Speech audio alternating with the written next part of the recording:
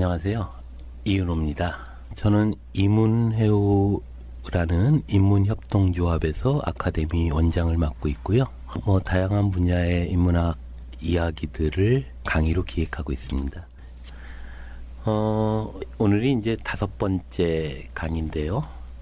동양철학 혹은 동양사상의 첫 장들을 가지고 이제 쭉 얘기를 해오고 있습니다. 오늘은 이제 맹자에 대한 얘기를 좀 해볼까 하는데요. 맹자는 참 재밌는 사람이죠. 어찌 보면 이제 정말 우리식으로 보면 싸가지가 없는 사람입니다. 심지어는 제자들조차도 이제 맹자한테 하이 선생님 맨날 왜 이렇게 싸우기만 하십니까? 뭐 이런 얘기를 하죠. 내가 싸우고 싶어서 싸우냐. 정말 한쪽에는 묵적에게 가고 사람들은 한쪽은 양주에게 가는데 내가 어떻게 이런 사이비들을 놓고 어떻게 안 싸울 수 있냐. 뭐 이런 얘기를 하죠. 또 제자들이 계속 그 맹자한테는 시비를 겁니다. 스승님이 그렇게 잘났다고 하는데 뭐가 잘났습니까? 다른 게 뭐가 있습니까? 이런 걸 물어보죠. 일단 너희가 내가 얘기한 대로 알겠냐? 너희 호연직이라고 하냐? 이런 얘기를 하면서 이제 얘기를 하는데요. 이 맹자는 진짜 싸가지 없기로도 유명하지만 그 싸가지라고 하는 게 다른 관점에서 보면요. 뭐라고 할까요? 그런 어떤 대중의 이목 혹은 예의 바름, 감정 노동 이런 거로부터 진짜 자유로웠던 사람이죠. 그런 점에서 보면 이제 첫 장부터 그런 얘기가 나오게 됩니다. 첫 장에 대한 얘기를 좀 해보면요. 첫 장이 이제 양해왕, 장구, 상편 이렇게 돼 있습니다. 첫 장이 이제 양해왕을 만나는 이야기로부터 시작하고 있죠. 양해왕이라고 하는 건 양나라 해왕이죠. 원래는 위나라고요. 그게 이제 이름을 양나라로 바꿔서 양해왕이라고 하는데, 양나라가 그 당시에 이제 온갖 전국시대니까 온갖 이제 대국들이 이르자면 천승의 나라라고 하죠. 그러니까 제나라, 진나라 이런 나라들이 있고요. 그 중에 하나가 이제 양나라도 그렇습니다. 양나라도 되게 큰 나라였고 천승, 가마라고 할까요? 마차? 예, 마차가 1000대가 있는 나라라는 얘기예요. 그래서 그런 양해왕이 이제 맹자가 온다는 얘기를 듣고, 맹자는 늘 이렇게 잘난 척하고 다녀요. 잘난 척하고 다닐 뿐만 아니라 우리로 보면 이제 폼을 엄청 잡고 다니죠. 그래서 제자들을 쫙 300명을 거느리고 다닙니다.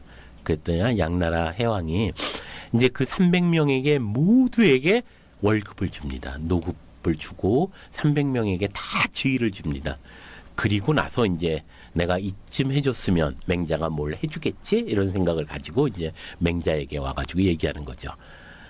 선생께서 이렇게 불얼천리를 달려와서 왔으니 우리나라에 무슨 도움을 주시려고 합니까? 이런 얘기를 해요. 그랬더니 맹자가 얘기하는 말이 아주 싸가지 없는 걸로 유명한데요. 이제 잠깐 읽어보면 이렇습니다. 맹자께서 대답하셨다. 왕께서 하필 이익을 말씀하십니까? 또한 인과 의가 있을 뿐입니다. 이게 아주 유명한 하필 왈리라고 하는 거죠. 왕께서 하필 말합니까? 무엇을? 이익을. 하필 왈리. 그러면서 얘기하는 거죠. 여규인이 이의의 오직 인과 의만 있을 뿐입니다. 이런 얘기를 해요. 즉 이게 뭐냐면 그 양해왕이 300명의 사람들의 월급을 다 주고 취직을 다 시키는 거예요. 그리고 나서 자 내가 이렇게 너한테 많이 했는데 너는 나한테 이제 뭐 해줄래? 이런 거 묻는 거예요. 그때 맹자가 정말 싸가지 없이 왕을 딱 째려보면서 하는 말이 아이고 한심하다 이런 거예요. 아니 어찌 이익을 얘기하냐. 오로지 왕이라는 게 뭐 하는 건지 아니? 이런 거예요. 왕은 인과 의만 얘기하는 거야. 이익을 얘기하는 게 아니야. 만일 그러면서 얘기하는 거죠. 왕이 어떻게 나의 나라를 이롭게 할까 말하면 대부는 어떻게 나의 가문을 이롭게 할까 물었고 선비와 서인들은 어떻게 하면 나를 이롭게 할까 할 것이니 이와 아래가 일제히 이익을 취하면 나래가 위태롭습니다. 이런 거예요. 무슨 말이냐면, 자, 당신이 나한테 당신의 나라에 어떤 이익을 주려고 내가 왔냐라고 물어보는데, 잘 생각해 보십시오. 당신은 왕이지 않습니까? 만일 당신이 당신 나라의 이익을 얘기하는 순간, 당신의 부하인 대부들은 대부의 가문의 이익을 얘기할 것이고, 그리고 신하들은 신하의 이익을 얘기할 것이고, 백성은 백성의 이익을 얘기할 것입니다. 그러고도 어떻게 나라가 위태롭지 않겠습니까? 그러니까 당신은 이익을 얘기하는 게 아니라 의로움과 어짐을 얘기해야 됩니다. 당신은 왕이지 않습니까? 이런 얘기를 하는 거예요. 그러면서 얘기를 합니다. 만승의 나라, 왕이죠. 만승의 나라에서 그 임금을 죽이는 자는 반드시 천승의 가문이며, 왕을 반란을 일으키는 자는 역사적으로 잘 봐라. 내가 믿었던 그 대부 집안에서 반란을 일으킨다. 그리고 천승의 나라에서 그 임금을 죽이는 자는 반드시 백승의 가문의 사람이다. 그 신하들이 반란을 일으킨다. 그 이유는 뭐냐? 각자가 이익을 다투기 때문이다. 이런 거예요. 그래서 왕은 이익을 다투면 안 된다. 그러면서 얘기하죠. 만에서 천을 취하고 천에서 백을 취하는 것이 많지 않다고 이를 수 없습니다. 만일 의로움을 뒤로하고 이익을 앞으로 하면 빼앗지 않으면 만족하지 않을 것입니다. 서로 그 이익을 가지고 다투게 된다는 거예요. 만승과 천승이 서로가 다투게 되는 순간 그것이 위태롭다. 그래서 뭐라고 얘기하냐면, 어질면서 그 어버이를 버리는 자가 없으며, 어질면서도 어버이를 버리는 자가 없고, 의로우면서도 주군을 뒤로 하는 자가 없다. 왕께서는 또한 인과 의만 말씀하실 뿐이온데 하필이면 이익을 말씀하십니까? 이게 이제 첫 번째 얘기예요. 뭐냐면 결국 만승의 왕을 뒤에서 배반하고 뒤에서 치는 자는 당신의 대부들이고, 대부의 뒤에서 치는 자는 대부의 가신들이다. 그래 보면 그 이유는 간단하다. 이익을 다투기 때문이다. 이익을 다투는 순간 그들은 싸우게 된다. 그런데 인과 의를 가지고 있다면, 인을 가지고 있는데 어버이를 버리는 자가 없고, 의를 가지고 있는데 주군을 버리는 자가 없다. 그래서 오직 왕은 인과 의를 통해서만 그 의미를 얘기해야 된다. 그래서 이제 이게 맹자의 모든 생각의 핵심은 첫 장에서 나오는 이 문제죠. 하필완리. 어찌 이익을 얘기하십니까? 이게 계속 이제 제선왕을 만나던 누구를 만나던 이 얘기들을 가지고 쭉 얘기를 풀어가고 있는 거죠. 오로지 인과 의를 얘기해야 된다. 그래서 인의의 정치라고 얘기하는 거죠. 물론 디테일하게 들어가면 이제 논리학도 있고 여러 가지가 있습니다. 하지만 맹자가 얘기하고자 하는 핵심은 뭐냐면, 세상이 왜 어지럽냐? 그 이유는 이익을 다투기 때문이다. 라고 이야기를 하고 있죠. 근데 재밌는 게 있어요. 뭐냐면 묵자라고 하는 사상이 있는데요. 이 묵자는 이제 맹자가 정말 막 경멸했던 사상이기도 하는데, 이 경멸할 수 있는가 이런 생각이 좀 들게 되는데, 묵자에 대한 얘기를 잠깐 하면서 어떤 점에서 묵자를 비판하고 있는가를 좀 볼 필요가 있을 것 같아요. 묵자는 사실 묵이라고 하는 말은 먹줄 같은 의미예요. 그러니까 약간 죄인들이기도 하고, 일설에 의하면 그 먹줄을 치는 기술자 집단이라는 얘기도 합니다. 그런 점에서 보면 엄청난 집단인데요. 이 집단은 우리가 무협 영화 같은 데 보면 이렇게 검은 옷 입고 뭐라고 할까요? 평화를 위해서 싸우는 그런 정의로운 군대, 용병들, 이 사람들이 이제 묵자 집단이에요. 이 묵자 집단의 이미지가 되게 재밌는데요. 전쟁을 반대하고 허례허식을 배격하고 근로와 겸용을 주장하는 하층민 집단들이라고 보면 되는데요. 묵자의 이미지는 그런 거예요. 맹자는 이런 얘기를 합니다. 묵자는 보편적 사랑을 주장하여 정수리에서 무릎까지 다 달아 없어진다 하더라도 천하를 이롭게 하는 일이라면 행동에 옮기는 사람들이다. 불에 뛰어드는 엄청난 사람들이에요. 이 묵자 집단은. 그리고 장자는 그런 얘기를 하죠. 묵적과 근고래의 생각은 옳은지 모르지만 그들의 행동은 옳지 못하다. 후세의 묵가들도 반드시 스스로 괴롭힘으로써 넓적다리에 살이 없고 정갱이에 털이 없도록 만들어주고 있을 따름이다. 예, 장자는 묵적과 근고래가 묵자 집단이 잘못됐다. 이유는 뭐냐면 너무 스스로를 희생해서 후세 사람들이 옳은 일을 하지 못하게 한다. 옳은 일을 하려 그러면 묵자를 떠올려서 옳은 일 한다는 건 저런 희생이 있어야 돼 라고 해서 안 하게 되니까 그런 점에서 정말 나쁜 놈들이다 이런 얘기를 하는 거예요. 역설적이죠. 묵자에 대해서 최대한 존경을 하고 있었어요. 이들도. 그래서 그런 얘기를 합니다. 이것은 천하를 어지럽히기는 하여도 다스려지게 할 수 없는 것이다. 비록 그렇기는 하지만 묵자는 진실로 천하를 사랑하였다. 올바른 도를 구하여 얻지 못한다면 비록 몸이 깡마르게 되는 한이 있더라도 그만두지 않을 사람이었으니 제사임에 틀림없다. 이런 얘기를 장자가 합니다. 맹자도 이 묵자에 대해서 막 화가 너무너무 나지만 인정해요. 정말 세상을 위해서 모든 걸. 그래서 이 묵자 집단이 주장했던 게 이제 겸해와 교리예요. 뭐냐면 겸해, 모든 사람을 사랑해야 된다. 이 공자의 생각은 별애잖아요. 가족부터 사랑하는 게 별애라면 묵자는 모두가 똑같이 사랑해야 된다. 그 기독교하고 좀 비슷한 구석이 있죠. 그리고 적을 보기에 원수를 보기에 내 몸같이 해라 이런 얘기를 실제로 해요. 그러니까 성경에 나오는 얘기하고 똑같아요. 근데 그리고 또 하나 주장하는 것 중에 하나가 이제 교리예요. 서로 상호 간의 이익을 함께 큰 이익을 함께 가져야 한다라고 얘기합니다. 그래서 묵돌부두검이라는 말이 있는데 묵자의 집은 아궁이에 불을 지핀 적이 없다라고 하는 거예요. 왜냐하면 너무 가난했기 때문에 굴뚝에 검댕이가 없었다는 거예요. 음식을 만들어 먹어본 적이 없다는 거죠. 그래서 묵자가 이상형으로 하고 있었던 게 하나라의 우임금 같은 경우인데 뭐냐면 평등사회를 얘기하는 거죠. 그런 어떤 계급사회가 아니라 계급이 없는 사회를 생각을 했습니다.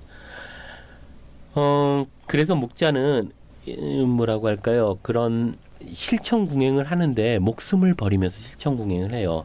예를 들면 몇 가지 예가 있는데 묵자의 거자인 이제 맹승 거기에는 이제 대장이 거자인데요. 맹승이 이제 초나라의 양성군이라고 하는 사람과 친하게 됩니다. 그래서 양성군이 이제 성을 맡기면서 돌을 반으로 딱 쪼개가지고 이제 반반씩 신의를 하잖아요. 근데 양성군이 이제 초나라에 들어갔다가 거기에서 이제 역사적인 어떤 사건에 휘말려 들어요. 그래서 쿠데타 하는 사람으로 몰려요.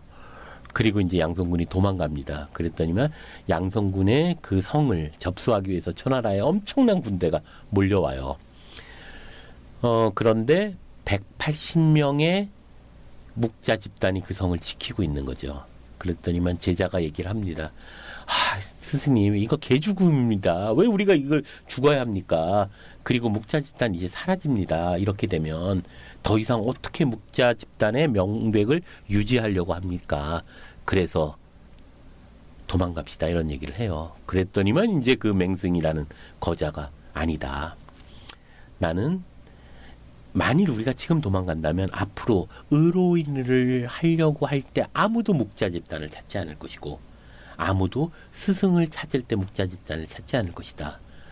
양성군과 우리는 스승과 제자이기도 하고 양성군과 우리는 신하와 군주이기도 하며 우리는 친구이다. 그것을 배반하고 도망갔다는 순간 그것은 앞으로 후세 사람들에게 묵자 집단은 더 이상 의미 없는 집단이 될 것이다. 너가 묵자 집단이 없어질 거라고 걱정하는지 모르지만 나는 이미 그것을 대비해 두었다. 그래서 전향자에게 나는 그것을 이제 거자의 자리를 넘겨주려고 한다. 그러면 묵자 집단은 다시 살아날 것이다. 그는 신실한 사람이다. 이런 얘기를 딱 합니다. 그랬더니 그 얘기를 하던 부하가 만일 스승의 뜻이 그러하다면 제가 그거를 인도합니다. 그러고 딱 자살을 해요. 스스로가 목을 베서. 그러고 나니까 이제 모두가 자결을 해요. 183명인가가 자결을 해요. 그리고 이제 두 명의 사람들에게 자결하기 전에 이제 얘기를 합니다. 가서 전향자에게 내 뜻을 알려라. 당신이 이제부터 거자니까 묵자를 부활시켜라라고 얘기를 하라고 알립니다. 그리고 이제 모두가 자결을 쫙 합니다. 스승을 따라서. 그러고 두 명이 가요. 두 명이 가는데 그 사실을 알리니까 그리고 돌아가려고 합니다. 그랬더니만 재미있는 게 그 다음 사건인데 아니 어디 가냐. 아 저는 가서 죽으러 갑니다. 이런 얘기를 해요. 아니 왜 죽으러 가냐. 내가 이제부터 거자다. 내 명령을 들어라. 그랬더니만 아닙니다. 저는 이미 그 전 거자의 명령을 듣고 여기 왔습니다. 그러니까 나는 가서 죽어야 합니다. 이러고 가가지고 죽어요. 두 명이. 그러고 나니까 근데 더 웃겼던 거 그 이제 명단이 있어요. 그 첩이라고 하죠. 그 첩에 그 두 명이 제명당해요. 거자의 명령을 듣지 않았다는 이유로. 그러니까 이 묵자 집단이라고 하는 건 엄청난 의리의 집단이고 정의의 집단이고 그리고 평화를 위한 용명대예요. 그래서 항상 약자를 위해서 싸워줬던. 그래서 이 사건들이 되게 많은데요. 약자를 지키기 위한 그 싸움을 말리기 위해서 정말 왕들을 찾아다니면서 막 얘기를 해요. 그런 점에서 대단한 집단이죠. 그래서 어찌 보면 제자백가에서 유일하게 하층민의 관점에서 서 있었던 사람이 묵자 집단입니다. 그런데 이 묵자 집단에 대해서 어떤 사건이 있어요. 물론 맹자의 입장에서 이야기하는 것이긴 하지만 저는 이게 되게 중요하게 들을 필요가 있다고 생각하는데요. 무슨 얘기를 하냐면 안녕하세요. 오창익입니다. 인권연대는 정부나 기업의 지원을 사양하고 오로지 시민의 참여로만 운영하는 100% 순도의 민간 인권단체입니다. 1999년 창립 이래 한눈 팔지 않고 오로지 인권운동에만 매진해 왔습니다. 인권연대 회원으로 참여해 주세요. 인권연대 회원이 늘어나면 그만큼 인권연대의 활동도 풍부해지고 활발해집니다. 인권연대 회원 가입은 인권연대 홈페이지를 참고해 주세요. 감사합니다. 맹자에 보면 이런 얘기가 있습니다. 송경이라는 사람이 나와요. 송경이 초나라로 가는 길에 이제 맹자를 석구에서 만나요. 그래서 이제 맹자가 그 송경에게 물어봅니다. 어디 갑니까? 그러고 물어봐요. 그랬더니 이제 송경이 얘기합니다. 진나라와 초나라가 전쟁을 구상 중이라는 얘기를 들었습니다. 내 장차 초나라 왕을 만나서 전쟁이라는 게 아무런 도움이 안 된다라고 설득할 것입니다. 그래서 초나라 왕이 기뻐하고 그 말을 듣지 않으면 내가 다시 진나라 왕한테 가서 설득하려고 합니다. 그때 맹자가 있다가 얘기하는 거죠. 혹시 초나라 왕이나 진나라 왕을 압니까? 모르는데요. 이런 거예요. 무조건 뛰어가는 거예요. 가가지고 말리는 거죠. 그랬더니만 그래요. 그건 다 자세한 내용을 내가 물으라는 건 의미가 없을 것 같고 어떤 방법을 통해서 그들을 설득하려고 합니까? 이런 걸 물어봐요. 그랬더니 송경이 뭐라고 얘기하냐면 나는 전쟁이 모두에게 이익이 되지 않는다는 것을 가지고 설득하려고 합니다. 그랬더니요 맹자가 그 다음에 이제 그것은 잘못된 것입니다. 그러면서 얘기하는 게 있죠. 선생의 뜻이 큽니다만 선생의 호소는 아니 됩니다. 왜냐하면 선생의 이익으로서 진나라 초나라 왕을 설득하고 진나라 초록나라 왕이 이익 때문에 기뻐하며 상군의 군사를 그친다고 합시다. 그러면 상군의 사졸들은 전쟁이 그침을 즐거워하며 모두 이익 때문에 기뻐할 것입니다. 신하잔 자들이 이익을 따져서 자기 군주를 섬기고 자식된 자들이 이익을 따져서 자기 부모를 모시고 동생된 자들이 이익을 따져서 자기 형을 받든다고 합시다. 이는 군신 부자 형제가 끝내 인의를 저버리고 이익을 따져서 서로 만난다는 것인데 이러고도 망하지 않는 경우는 아직 없습니다.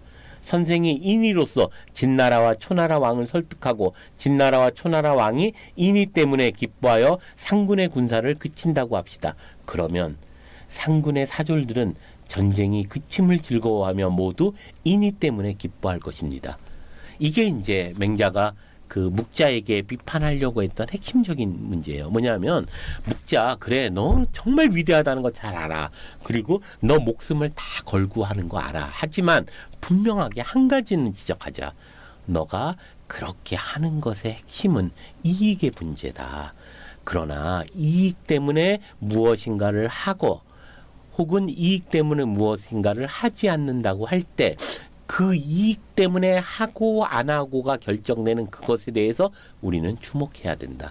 그 순간 그것은 인과 의로움이 아니라 어진과 의로움이 아니라 이익의 문제이기 때문에 이익의 문제로 다투게 되고 이익의 문제로 존재한다면 그 나라는 필경 망할 수밖에 없는 것이다. 이런 얘기를 하면서 이제 묵자에 대한 얘기를 하는 거죠. 그런 점에서 보면 맹자가 이제 뭐 싸가지도 없고 제가 보기에는 뭐 그렇죠. 그럼에도 불구하고 맹자가 이야기하려고 하는 바 그것이 이제 결국 그런 교리라고 하는 어떤 이익을 중심으로 바라보는 태도. 묵자가 가지고 있는 것 중에 이제 핵심이 겸해와 교리인데 이 겸해와 교리가 얼마나 위험한 것이고 이 겸해와 교리가 결국은 각 나라를 위험의 도탄에 빠뜨리게 하는 것이다. 라고 하는 것을 맹자가 이야기하는 거죠. 그래서 맹자가 이제 이 묵자 집단들을 만나서 끊임없이 설득하는 것 중에 하나가 바로 그거예요. 너 이익 때문에 그렇게 하는 거 아니냐. 이익 때문에 설득하려고 하는 거고 이익 때문에 하지 말라고 하는 거 아니냐. 그것은 정말로 위험하다. 그래서 인과 의에 대한 문제여야 한다. 이게 이제 재밌는 게 그 묵자가 초나라 왕이 이제 어디죠? 송나라에를 그 싸움을 하려고 한 적이 있어요. 그래서 7일날 7일 밤을 달려서 초나라 왕을 만나 가게 돼요. 가는데 그것을 주창했던 사람이 누구냐면 공수반이라고 하는 그 당시에 보면 과학자죠. 엄청난 과학자가 무엇을 만드냐면 그 성보다 높이 쌓아서 성을 공격할 수 있는 그 대를 만들어요. 그 대를 만들어서 그걸 초나라 왕에게 바칩니다. 그래서 초나라 왕이 너무 기뻐하면서 그걸 가지고 실험을 하느냐고 한 나라를 희생시켜서 전쟁을 하려고 하는 거예요. 그래서 공수반이라고 하는 그 사람이 이제 저걸 만드니까 그걸 이제 달려가서 말립니다. 말리면서 이제 하는데 공수반한테 설득을 합니다. 전쟁을 하면 안 된다. 왜냐하면 전쟁을 하면 여름철과 겨울철에는 전쟁을 할 수가 없고 봄철이나 가을철에 전쟁을 해야 되는데 그건 농사에도 방해가 되고 사람들이 더 이상 농사를 짓지 못하기 때문에 백성들의 삶을 문제가 된 거다. 그리고 양쪽 나라가 다 그것은 도움이 되지 않는다. 이런 것을 막 설득해요. 그랬더니만 이미 공수반이 얘기하는 거죠. 이미 늦었다. 이미 왕이 그 대를 보면서 너무 기뻐하면서 전쟁을 하려고 한다. 그랬더니만 이 그 묵자가 이제 나한테 왕을 만나게 해줘라. 그래서 만납니다. 그러면서 이제 그 왕을 다시 설득해요. 야, 그게 무슨 소리냐? 이걸 만들어서 이걸 가지고 한번 실험해 보려고 한다. 그런데 네가 왜 그걸 무슨 명분으로 막냐? 이런 얘기를 해줘. 그랬더니만 이제 자, 그러면 이렇게 합시다. 그러면서 이제 공수반한테 얘기를 해요. 자, 허리띠를 쫙 풀러서 성을 만들고 거기에 이제 그 주머니에서 그 뭐라 그러나요? 조그만 이제 그 어떤 샘플들을 쫙 꺼내요. 그래서 당신도 이제 공격하시죠. 그래서 공격을 하게 해요. 그리고 그걸 방어를 계속해요. 3번 공격을 공수반이 하는데 3번 방어를 다 해요. 그러면서 졌습니다. 이렇게 돼요. 자, 당신들 공격해도 이기지 못합니다. 그러면 전쟁을 그치시죠. 그런데 이제 공수반이 그때 그런 얘기를 하죠. 싸움을 이기는 방법을 하나 알고 있는데 제가 차마 얘기할 수 없습니다. 그런 얘기를 해요. 그랬더니 묵자가 뭐라 그러냐면 나도 그 방법이 당신이 무슨 얘기를 하려고 하는지 알고 있습니다. 하지만 그것도 의미 없습니다. 이런 얘기를 해요. 초나라 왕이 그걸 듣고 있다가 아니 이것들이 무슨 얘기야 이런 거예요. 아니 뭘 얘기하길래 너는 이기는 방법을 알고 있는데 얘기할 수 없다고 하고 너는 뭐길래 그 방법은 의미가 없습니다라고 얘기합니까? 그랬더니만 이제 묵자가 얘기하는 거죠. 공수반은 지금 이기는 방법 유일하게 한 가지를 발견합니다. 그건 뭐냐면 이 자리에서 저를 죽이는 방법입니다. 그러면 제가 방어를 할 수 없어서 이길 수 있다고 생각하는 겁니다. 하지만 전들 그걸 생각 안 했겠습니까? 저는 이미 제 제자였던 금고래를 시켜서 철통 같은 방어를 하게 했고 그리고 내가 나타나지 않으면 그 방법대로 시행하라고 다 얘기를 일러두었습니다. 그러니 가을에 그 농사를 져야 할 때 전쟁을 해야 되는 이것을 우리는 막아야 합니다. 그거는 당신 나라에도 이익이 안 되고 송나라에도 이익이 안 됩니다. 그 얘기를 듣고 이제 초나라가 전쟁을 끝이게 돼요. 이게 이제 그 묵자들이 생각하는 어떤 방법인 거죠. 이익이 되지 않는다. 그래서 우리는 모두 그 이익, 큰 이익을 가지고 움직여야 된다라고 얘기하는 건데, 물론 거기에는 약간의 오해가 있지만 맹자는 그 이익이라는 것에 주목하고 있는 거죠.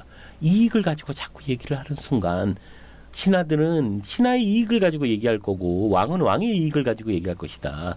그렇기 때문에 내가 왜 도를 얘기하냐 하면 바로 이 이익의 문제가 아니라 인과 의의 문제가 이 문제의 중심이 되어야 한다라는 얘기를 하는 거죠.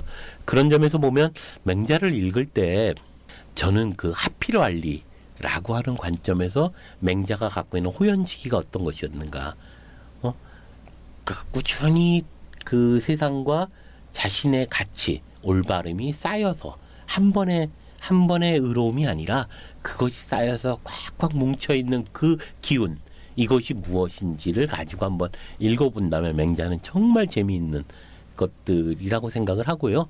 공자와 달리 공자는 이제 아포리즘 같은 거죠. 논어는. 그런데 맹자는 이야기 구조로 되어 있어요. 사건들이고 정말 재밌는 이야기도 많고요. 재밌는 비유들도 많습니다. 그리고 맹자의 이 싸가지 없음이 얼마나 당당함인가, 이것도 배울 수 있다는 점이 들어서요. 맹자를 한번 그런 관점에서 한번 읽어보시면 그렇게 어렵지 않으니까 좋을 거라는 생각이 들고요. 오늘은 이제 첫 장 하필왈리라고 하는 것들을 가지고 이야기를 나눠봤습니다. 예, 여기까지 하겠습니다. 안녕하세요. 장발장은행의 대표를 맡고 있는 홍세화입니다. 200만 원, 300만 원 벌금을 내지 못해 감옥에 갇히는 분이 매년 4만 명이 넘습니다. 장발장은행은 이분들에게 무이자 무담보로 대출을 해주고 있습니다. 장발장은행을 후원해 주시기 바랍니다. 실로 모든 게 엉망으로 치닫는 듯한 세상입니다마는 스스로 아름다워지는 데에 겸연쩍어 하지 않기를 바랍니다. 고맙습니다.